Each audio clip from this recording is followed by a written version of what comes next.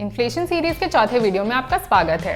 इस वीडियो में हम ये जानेंगे कि कैसे एक देश की सरकार इन्फ्लेशन को कंट्रोल कर सकती है। कुछ ग्लोबल फैक्टर्स और अनसर्टेनिटीज जैसे कि वॉर या पैंडेमिक तो सरकार के कंट्रोल के बाहर हैं, पर नॉर्मल सर्कमस्टेंसेज में सरकार दो तरीकों से इन्फ्लेशन को इन्फ्लुएंस कर सकती है। पहला उसकी मॉनेटरी पॉलिसी से और दूसरा उसकी फिस्कल पॉलिसी से।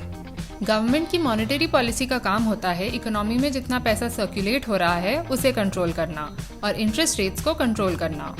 ये काम देश का सेंट्रल बैंक करता है, जो है इंडिया के लिए आरबीआई। आरबीआई इन्फ्लेशन को मेन तरीके से कंट्रोल करता है रेपो रेट के जरिए, जो ये तय करता है कि इकोनॉमी में कितना पैसा सर्कुलेशन में है। चलिए रेपो रेट को समझते हैं। जैसे कि हम कभी भी लोन लेते हैं तो उसके ऊपर हमें इंटरेस्ट यानी कि ब्याज भरना पड़ता है, उसी तरह जब भी कोई कमर्शियल बैंक आरबीआई से पैसे लोन लेता है तो उसे रेपो रेट चार्ज किया जाता है। आसान शब्दों में कहें तो रेपो रेट आरबीआई से पैसे लेने का चार्ज है।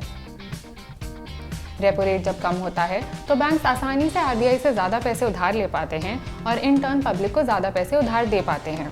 इससे पब्लिक सर्कुलेशन में पैसा बढ़ जाता है और खरीदने की पावर भी बढ़ जाती है। इसका ऑपोजिट देखें तो अगर रेपो रेट ज़्यादा होता है तो बैंक्स कम उधार ले पाते हैं और पब्लिक के पास भी कम पैसा आता है। इन्फ्लेशन को रोकने के लिए आरबीआई अपने रेपो रेट्स बढ़ा देता है, जिससे वो मार्केट से पैसा सारा खींच सके और इन्फ्लेशन को घटा सके। इन्फ्लेशन को डेली बेसिस पे कंट्रोल करने के लिए मॉनेटरी पॉलिसी अच्छी है, पर इसे लॉन्ग टर्म टैकल करने के लिए सरकार की फिस्कल पॉलिसी काम आती है। फिस्कल पॉलिसी और मॉनेटरी पॉलिसी साथ में जुड़कर देश के इन्फ्लेशन रेट को एक हेल्दी टारगेट के अंदर रखते हैं। फिस्कल पॉलिसी के अंदर सरकार के टैक्सिंग और बजट स्पेंडिंग डिसीजंस आते हैं। सरकार हमेशा कोशिश करती है कि वो इन दोनों के बीच में एक बैलेंस ढूंढ सके कि कितना पब्लिक को टैक्स करना चाहिए और कितना पब्लिक पे स्पेंड करना चाहिए।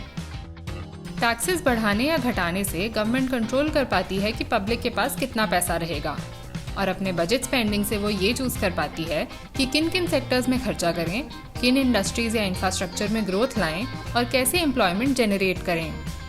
इन सभी से पब्लिक की परचेजिंग पावर बढ़ेगी, जिससे डिमांड बढ़ेगी और देश में सप्लाई देते रहने के लिए तरक्की होगी। फिस्कल पॉलिसी का एक बहुत बड़ा हाथ होता है इकोनॉमी की स्टेबिलिटी में, लोगों की फाइनेंशियल वेल बीइंग में और मार्केट की सस्टेनेबल ग्रोथ में।